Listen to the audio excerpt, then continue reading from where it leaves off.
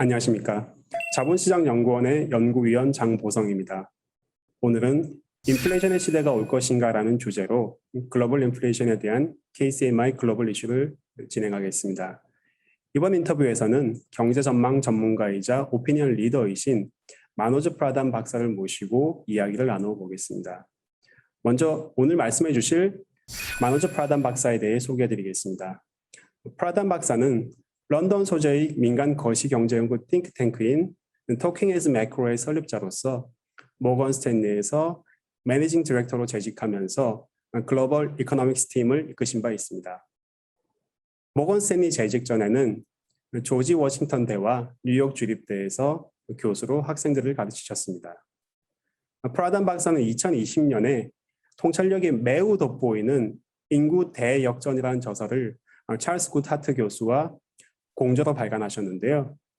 파이낸셜 타임즈는 서평에서 이 책은 저성장, 저금리, 저물가가 지속될 것이라는 주류 시각에 대해 강력하고 설득력 있는 반론을 제기한다라고 평가하였습니다. 이러한 오피니언 리더이신 박사님을 직접 인터뷰하게 되어 매우 기쁩니다.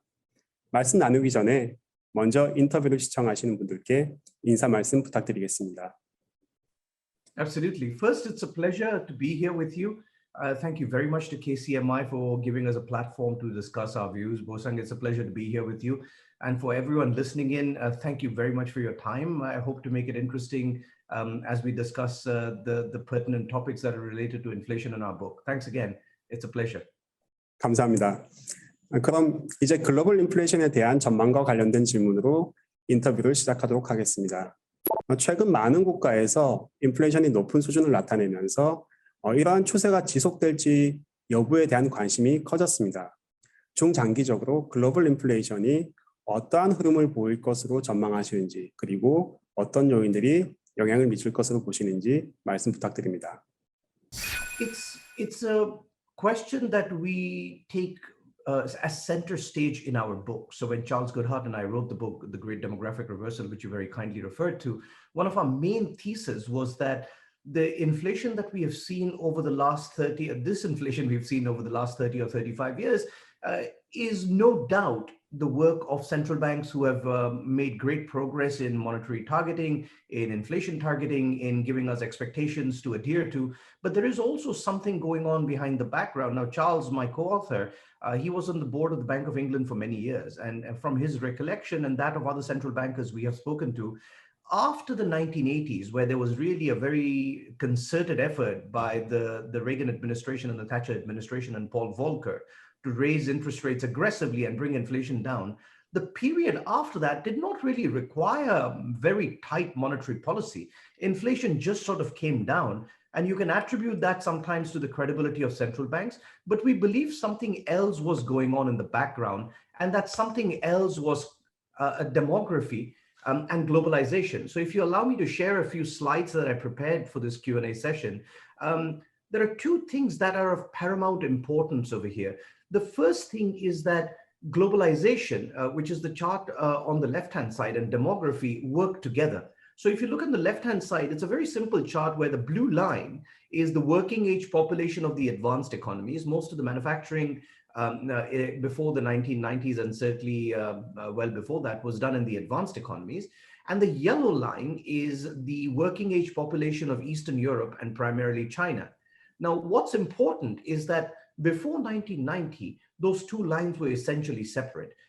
After 1990, and particularly after China's WTO accession and most favored nation status given in the year 2000 by the US Congress, those two lines became combined. So effectively, you went from the blue line to the blue line plus the yellow line, which is a 120% increase in the effective labor supply of the global economy. No wonder you got disinflation. China helped bring down equilibrium wages, and that led to a period in which everyone expressed disinflation. You saw on the right-hand side, what you see then is that demography is changing. So it's not just China's economy, Korea's population growth, and the advanced economies. All of these places are going through a major demographic reversal, and that is going to have the following changes. If I give you a very simple, intuitive explanation of why we argue that an aging society is going to lead to inflation, the intuition would probably come from this slide. So there is a friction between workers and those who don't work. So if I start with the workers on the right-hand side first, workers consume and produce. So all of us who have jobs, we are paid a wage. And for us to be profitably employed, that wage has to be less than our marginal product. This is just simple economics. Now, what happens beyond that is that from the wage that we get, we save for retirement. So effectively, whatever spending we do in the economy as workers is deflationary because the ultimate spending that we perform is less than the marginal product of labor that we put out through supply. Now, for dependents, that's not true. Dependents consume, but they don't produce. So for a given supply of goods and services, their demand is inflationary. So if you look at the chart now through that lens, what you see is on the left-hand side of 2010, the dependency ratios, which is the ratio of the people who don't work to the people who are working, was consistently falling, so that workers had to support fewer people. If there are less dependents and more workers, you get more deflation and less inflation, and the effect is disinflationary. Everyone agrees with that. I think no one has a problem with thinking of China's role, labor supply, and inflation coming down. Now is when they start disagreeing, when we argue that the relationship that we have seen over the last 30 or 35 years is now going to work the other way. That's when most of the disagreement comes. But you see the logic. The logic is now there will be more dependents than workers, and that means there will be a greater inflationary impulse than a deflationary impulse. And that's primarily the intuition behind why we think inflation is going to rise. 예, 답변 감사합니다. 이제 인플레이션을 준비해야 한다는 의견을 주셨는데요. 이것은 고령 인구의 비중 증가와 여기에 따른 부양 인구 증가가 직간접적으로 물가 상승 압력을 발생시키는 데 따른 것으로 요약할 수 있을 것 같습니다. 그러면 언급하신 인플레이션 전망과 결정 요인들이 정책적으로 시사하는 바는 무엇인지 의견 부탁드리겠습니다. I think policymakers are in for an incredibly difficult time. There are three reasons for that. The first reason is that they have the historical baggage of thinking that the last 35 years are a trend that are going to hold for the next 20 or 30 years. The first shock that they will have to get over, if we are right, it's quite a counter-consensus view. So if we are right, policymakers will have to get over thinking that the last 30 or 35 years are now no longer going to hold. That takes some time. If you look at the Federal Reserve statements, the Federal Reserve is very confident that after a small spike in inflation, which turned out to be bigger than they thought, it is going to come back down below trend. Maybe it'll take a little bit more time, but they don't believe as much in inflation going forward. The second story is, if that turns out to be right, then central banks and finance ministers are going to be in increasing conflict with each other. If you look over the last few decades, suppose a central bank is cutting interest rates, inflation is going down, that raises property values, it makes everyone happy, it allows you to borrow, it lets you go on holiday. Which administration would argue against that? So it's natural that over these decades when inflation was falling and central bank independence was coming up for review, governments were very happy to give central banks all the independence that they wanted. But you saw in the administration of outgoing President Trump that when the Federal Reserve started to talk about raising rates, the administration was very unhappy about it. And I think that is something that is not unique to the United States or to President Trump's regime. That is something that is going to be unpopular because if you think about demography, if we're right on inflation, demography also gives you lower growth because as we know from Economics 101, growth is the sum of the growth of the labor force and productivity. So maybe productivity rises a little bit, but growth will be low because the labor force is shrinking. So we're in a world where growth will be low, inflation will be high. And if you try to attack inflation, you will also hurt growth and the administrations won't like it. And the last part of this problem will be that governments themselves will struggle to keep people satisfied, to get jobs into their country. This is a period of great stress, nationalism, and geopolitical tension. Under that, how you manage good economic growth, a better life for your citizens, and manage geopolitics, I think is going to be a very difficult proposition in an aging society. Back to you. 예, 박사님. 말씀하신 인구 요인 중에서 중국 인구와 관련하여 한 가지 여쭤보도록 하겠습니다. 잘 아시다시피 글로벌 생산과 소비에서 중국의 영향력이 매우 높습니다. 최근 중국 정부는 두 자녀로 규제했던 산아제한 조치를 세 자녀까지 완화한다고 발표했는데요. 이러한 정책 변화가 글로벌 인플레이션의 장기 추세에 영향을 줄 것으로 보시는지 궁금합니다. It's possible, but I think it's more likely to happen the way we describe it than not. I'll give you a couple of reasons for it. First, let's take your question directly.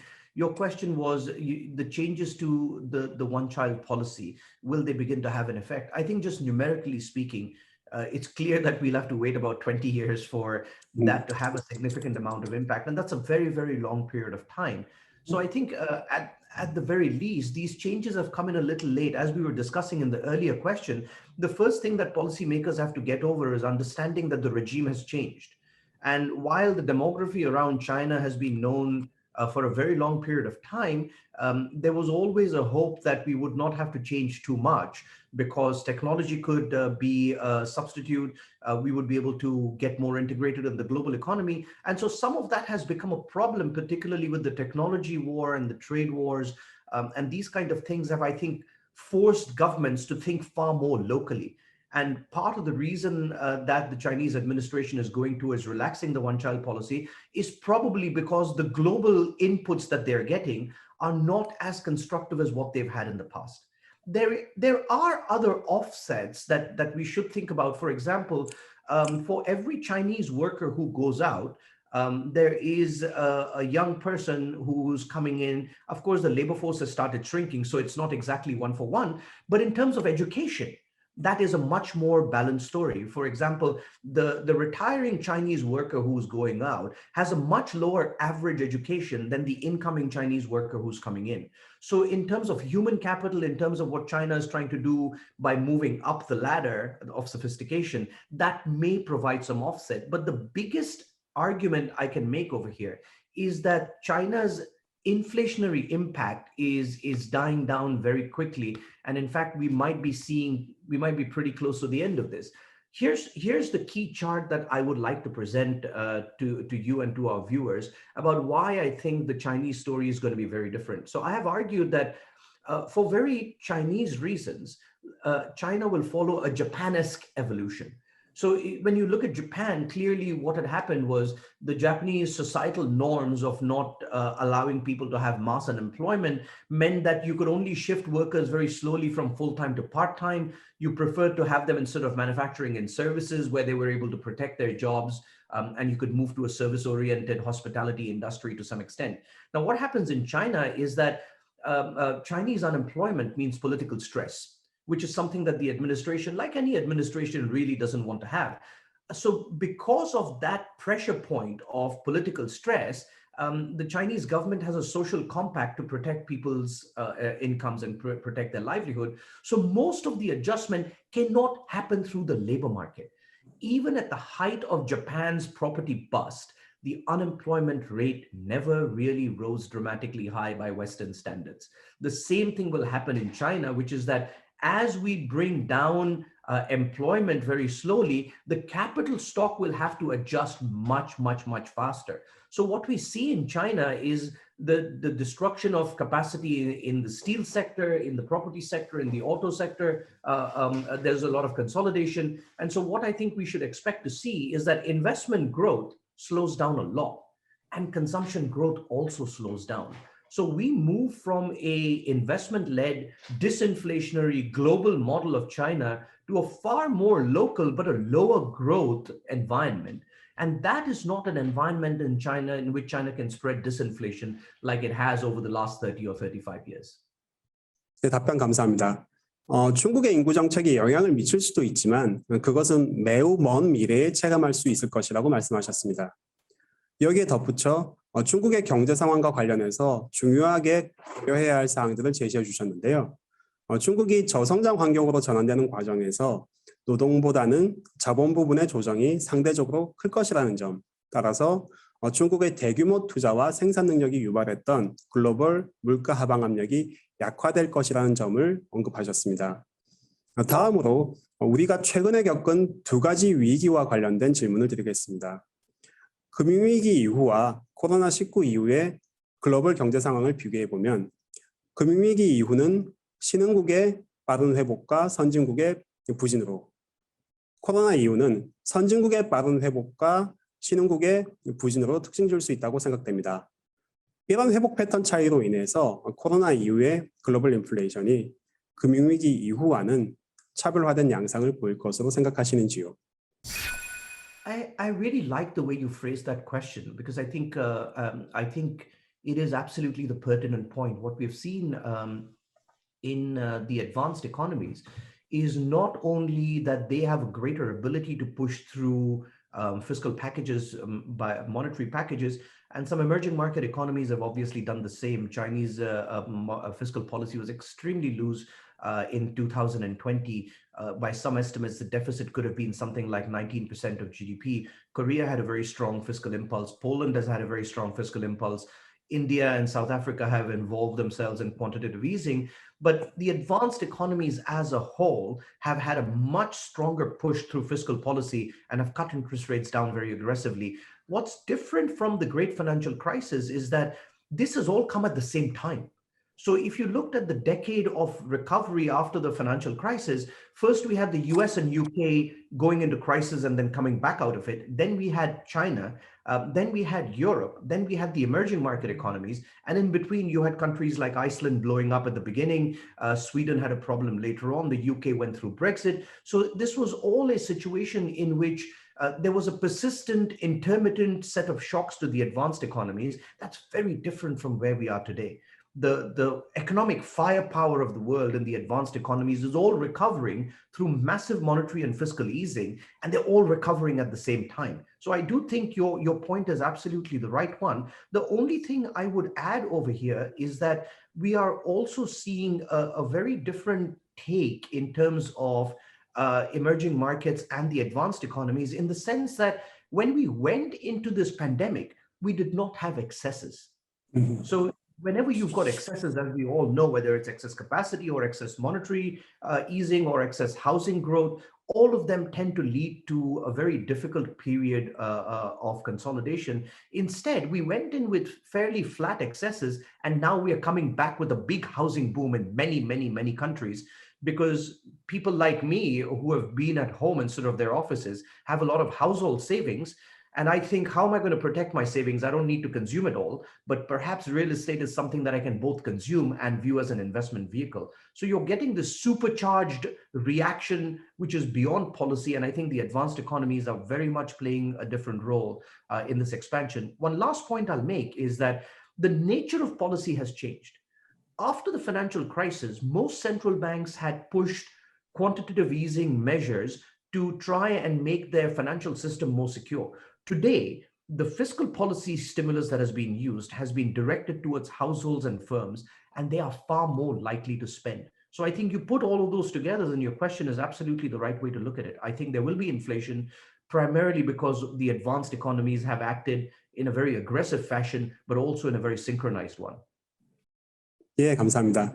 말씀하신 대로 최근의 경우에는 선진국들의 금융경제 여건이 좋기 때문에 긴 조정 과정이 없을 것이라는 점, 그리고 이번 위기의 경우에는 각국이 한층 더 적극적인 재정 정책으로 대응했다는 점을 고려하면 글로벌 인플레이션이 금융위기 이후와는 다른 양상을 보일 수 있을 것 같습니다. 그럼 여기에 이어서 재정 정책과 관련된 질문을 드리겠습니다. 코로나19에 대응한 재정 지출 확대로 상당수의 국가에서 정부 부채가 증가하였는데요. 이것이 향후 인플레이션에 유의한 영향을 줄 것이라 보시는지 궁금합니다. I think so, yes. In our book, there are two channels by which inflation can occur. For those of you who are keen economic students, the very first explanation that I had, which was, the elderly on one side, the dependents and the workers on the other side. Some of you may remember your trade policy and trade theory, Stoper-Samuelson. So that is a theorem that talks about how one section of the population relative to another section of the population can have very different dynamics but create inflation. So that was one part of the story. The second part of our story is a socio-political angle, which also leads into economics through debt. So our argument is that the debt story is a very important one, and it will lead to inflation. Now, what I thought was really interesting about your question is that the post-pandemic debt has created a significant amount of stress around how we will finance that debt. But the point I want to make here is a more extended version of that.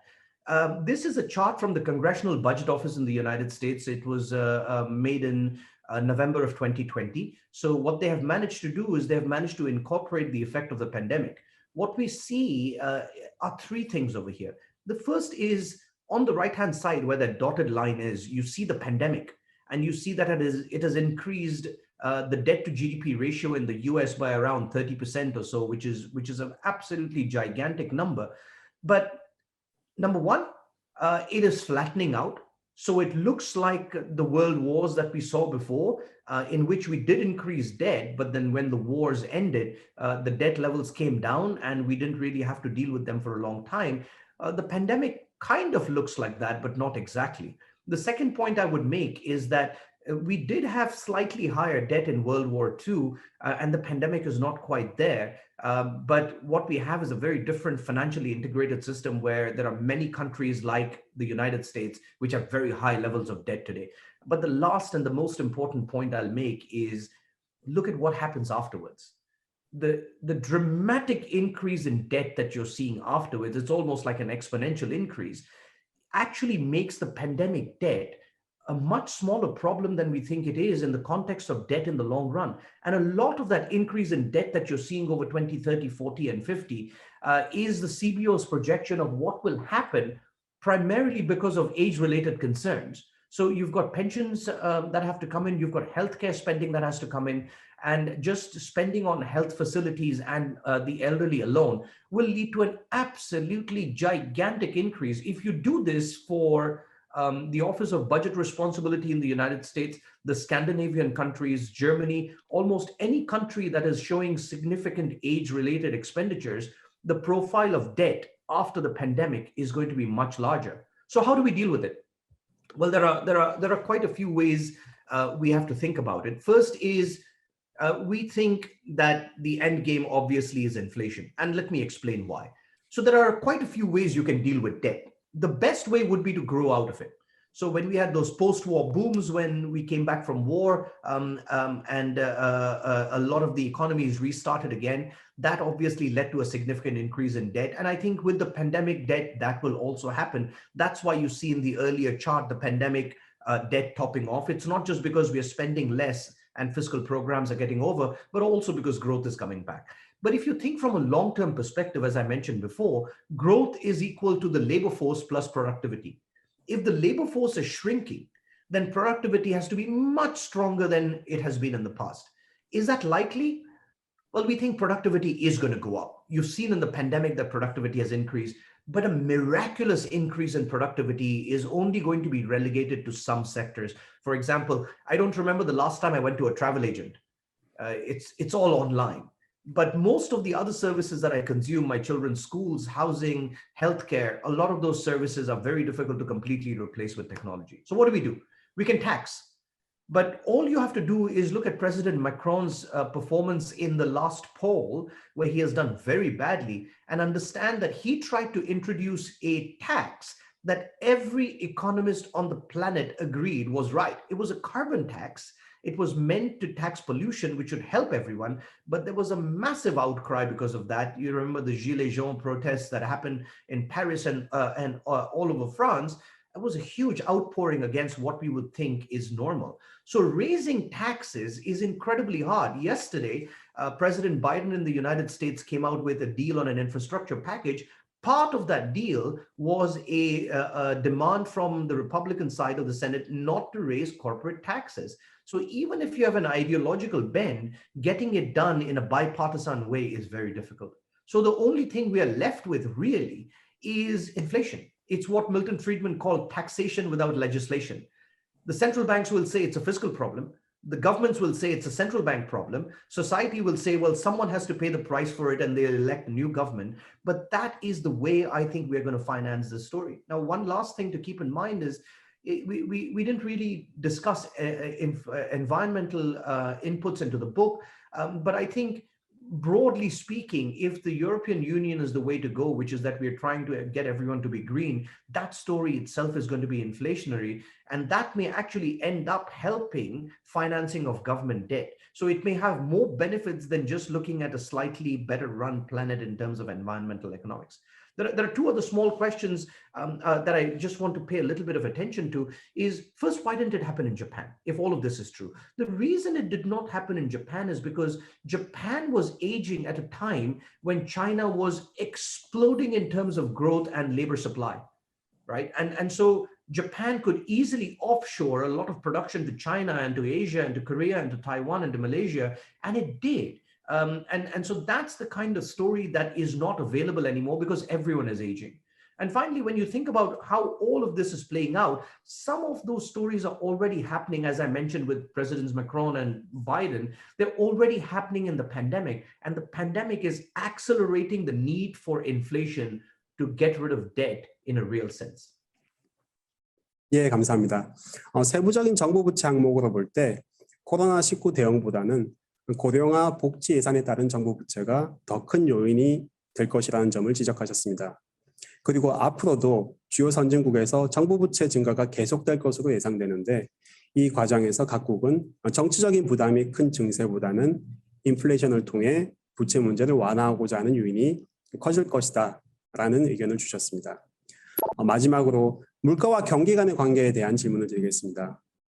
금융위기 이후에는 저인플레이션이 상당기간 지속되면서 필립스 곡선이 평탄화되었는지 여부를 놓고 논쟁이 있었는데요. 이에 대해 어떠한 의견을 가지고 계시는지 말씀 부탁드리겠습니다. It's actually an interesting issue. I was sent a old interview that he was on the FOMC then, Mr. Bullard, and he had an interview with NPR where he said, I'm not going to get the wording exactly right, but he said, if you think in the context of a murder mystery, who killed the Phillips curve, then the Phillips curve was killed by the Fed. I think he is giving a false confession. I don't think the Phillips curve was killed by the Fed. I don't think the Phillips curve is dead to begin with. I think it is in a coma. I think the Fed clearly had a hand. So at least they could be charged with aiding and abetting a felony. But I think the main reason that the Phillips curve looks flat is part of your earlier question. China has put the Phillips curve in a coma. So again, if I can share a last set of slides with you, this is what I wanted to walk you through.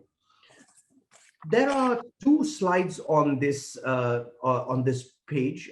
On the left-hand side, I have a slide from the St. Louis Federal Reserve researchers, Hooper et al. In 2019, did a study between the unemployment and the Phillips curve. And clearly, as unemployment becomes stronger and stronger, so the unemployment gap becomes smaller, resources are getting tight, inflation should go up. So there should be, a negative relationship between the unemployment rate and price inflation. They didn't find much of an evidence of a relationship that was getting worse. In fact, it was getting more benign in the sense that you got no inflation. So as you see that line on the left-hand side, from the mid-90s, that line is getting less and less and less negative. That means even tight labor markets or big output gaps are not really having any impact on inflation. And since the year 2000, that Phillips curve slope has flattened to pretty close to zero. I mean, in a statistical sense, minus 0.2 and 0 are not that far apart. It's really hard to tell which one it is.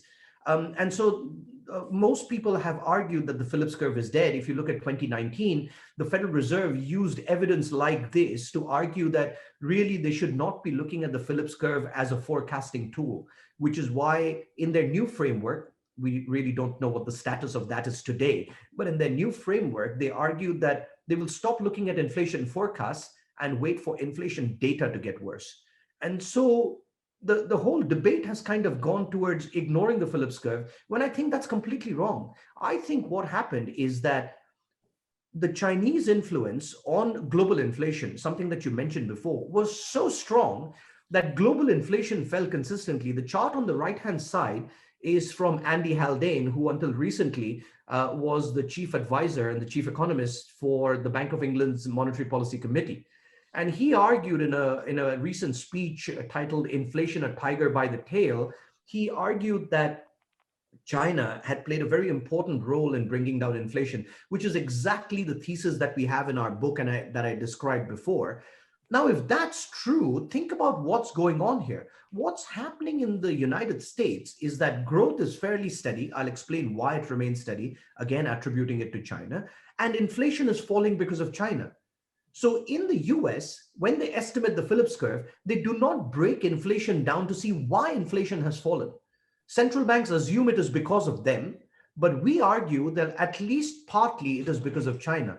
So really the Phillips curve has not been killed by monetary policy. It has been put into a coma by China's emergence. And if we are right that China has stopped playing a very big deflationary role on the global economy, then the part of the Phillips curve that was kept suppressed by Chinese growth really is free to emerge again. Now, before I wind up, one last thing remains is to understand why US GDP growth remained steady even though US inflation was coming down because of China. As we all know, if you look at the chart on the left-hand side, as we all know, from 1990 onwards, the share of investment in China grew dramatically. And it grew until the post-financial crisis period, until China slowed down. Now, over that period, what happened was because China was producing and investing very heavily, the United States and the advanced countries all shifted production to China. The Pearl River Delta has become a much bigger population than many countries at this point in time. The entire North Asian complex has been humming like a portal for producing manufactured goods, and it's been a tremendous transformation of that entire region. But what that did to the United States was the trend of consumption becoming a larger share of GDP became a much more sustained trend. So what you've seen here is that by the late 90s, the consumption to GDP ratio was back to the highs of the 50s. Once China's effect in taking over investment became integrated into the global economy, the US share of consumption rose to an extremely high level, pretty close to 70% of GDP. Now, what's interesting is that this has created a very different plane for the Phillips curve, right? So if we are right, what it implies is that the Phillips curve is alive and kicking in the back. That green line that I'm trying to show you is the way most macroeconomics would think of inflation. During a recession, inflation is low. As the output gap becomes positive, inflation starts rising. The gray line, I have already argued that demographic inflation is going to come up. What has really confused us today is that red line. And I'm trying to show you the red line as a depiction of COVID inflation. Korea will be very familiar with the semiconductor story. And the semiconductor shortages in the United States created a huge demand for used cars and trucks. And those prices rose dramatically to create big increases in inflation. Today, we're seeing that in lumber prices, which have then started to come down. But we expect all of that to go away. The mistake that the central bank makes is to think that the green line, which is because of Phillips curve, is dead. And the red line is going to be the entire profile of inflation. I think that is the mistake they're going to be making. And if you look at a final slide that I wanted to put up here, this is a chart that depicts the two main models of inflation: the Friedman model, which is monetary aggregates, and the Phillips curve model, which is the output gap. Today, there is no reason to worry about any of them. Why? Well, because monetary aggregates have gone up a lot. As you can see in the United States, they have passed 25%. It's coming down now, but that's 2.5 times the level it has been for the last 35 years. But right now, velocity is very low. I'm at home, I'm drinking coffee, but I'm not going on the tube. I'm not going to Starbucks or to Cafe Nero or to some coffee shop and consuming their services. So I don't consume transportation. I don't go to the cities. So the services sector economy is just about to rebuild itself. Within a year, those monetary measures will still be in the economy. The growth rate may come down, but the level of money has shifted up and velocity is picking up. Similarly, in the output gap, today what has happened is the output gap is negative, which means we are struggling to really come back to full employment. People don't have jobs. And at the same time, people like me who are at home have a large amount of savings. Within a year, when the output gap is closed, I have to decide what to do with my money. And if I spend some of it and the output gap comes to positive numbers and everyone's got a job, the inflationary employment, that the situation that we have will be very different from what it is today. And I think the Phillips curve will tell us that it is alive and kicking. 감사합니다. 필립스 곡선의 평탄화는 디스인플레이션을 수출해왔던 중국의 영향이 큰 것으로 보인다고 말씀하셨는데요. 언급하신 중국 요인은 필립스 곡선 변화를 구조적으로 설명하는 데 큰 도움이 될 것 같습니다. 그리고 조만간 소비와 고용이 본격적으로 회복되면서 잠들어 있던 필립스 곡선이 깨어날 것으로 본다고 말씀하셨습니다. 지금까지 글로벌 인플레이션을 인구와 통화 정책, 재정 정책 등 폭넓은 이슈와 연관지어서 프라단 박사님과 이야기를 나눠보았습니다. 여기에 깊은 통찰력을 제공해 주신 프라단 박사님께 다시 한번 감사드립니다. 그리고 저희 인터뷰가 앞으로의 경제 상황을 전망하고 이에 대비해 나가는데 좋은 가이드가 되었으면 하는 바람입니다. 인터뷰를 시청해 주신 여러분들께도 감사의 말씀드립니다. 이상으로 KCMI 글로벌 이슈를 마치겠습니다. 안녕히 계십시오.